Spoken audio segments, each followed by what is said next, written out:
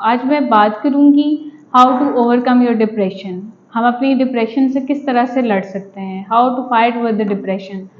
बहुत ही common tips हैं मैं आपके साथ शेयर करूंगी, लेकिन ये बहुत ज़्यादा इजी चीज़ें हैं और बहुत कॉमन चीज़ें हैं, लेकिन हमने अपनी लाइफ में से इनको स्किप कर दिया हुआ है।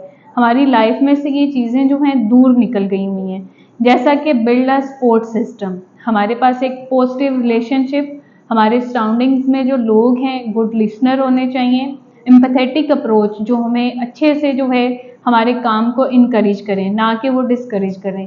हेल्दी लाइफस्टाइल, हमारी प्रॉपर फूड, अच्छा खाना जो है बहुत ज़्यादा फिजिकल हेल्थ और मेंटल हेल्थ के लिए इम्पोर्टेंट है।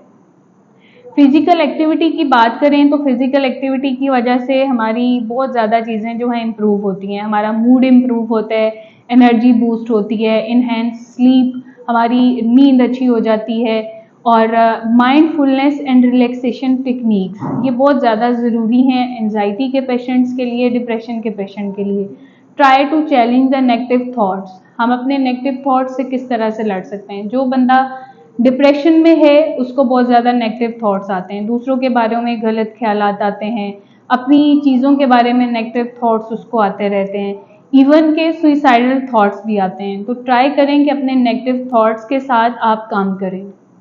अगर आप ये सारी चीज़ें अपनी डेली लाइफ रूटीन में कर रहे हैं, लेकिन फिर भी आप डिप्रेशन से कॉप अप नहीं कर रहे, आप डिप्रेशन से ओवरकम नहीं कर रहे, then you must need to a clinical psychologist. आपको किसी भी माहिर नफ्सियात से रब्ता करना चाहिए और अपनी चीज़ों को इम्प्रूव करना चाहिए। Thank you.